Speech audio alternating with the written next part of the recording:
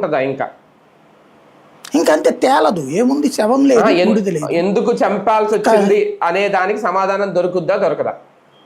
ఏముండదు, ఇంకా దొరకదు.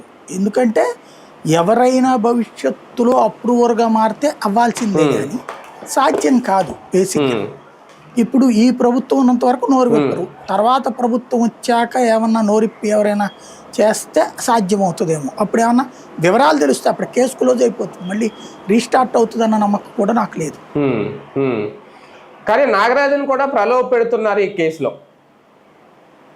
అదంతా ఉత్తుత్తి మాట. నాగరాజును ప్రలోభ పెట్టడానికి ఆయన ప్రలోభ పడే రకం కాదు. ఆయనకి సంబంధించి అంతా తెలిసినోడే, పూర్తి నాలెడ్జ్ ఉన్నోడే, కొన్ని వందల వేల కేసుల్ని హ్యాండిల్ చేసినటువంటి వాడే. ప్రలోభం ఏమీ కాదు.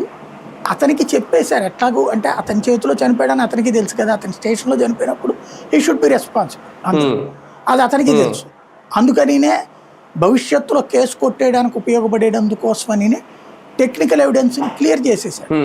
ఎవిడెన్స్ లేనప్పుడు ఆ కేసు తర్వాత చెల్లుబాటు కాదని తెలుసు, తను అరెస్ట్ అవుతాడని తనకు తెలుసు, తన మీద కేసు పెడతారని తనకు తెలుసు. అందుకనినే కేసు ఎలా తప్పించుకోవాలి, దానికి తగినటువంటి ప్లాన్ అంటే అరెస్ట్ కాకుండా తప్పించుకోవడానికి కాదు, ఆ తర్వాత కేసు క్లోజ్కి కావాల్సినటువంటి సిస్టమ్ అంతా ముందుగానే చేసి పడేసాడు ఆయన. శవం ఉంటే శవాన్ని కనుక అతను ఆ తల్లికి అప్పచెప్పినా, లేదా ఏ కృష్ణానది దగ్గర పడేసి అక్కడ పడిపోయి ఉన్నాడంటే వెళ్ళి తీసుకో అని చెప్పినా, ఆ తర్వాత వీళ్ళందరూ ఇరుక్కునేవారు. శవం లేదు, తగలబెట్టబడింది, బూడిదైపోయింది. ఎవరు సాక్ష్యం? నోటి సాక్ష్యం.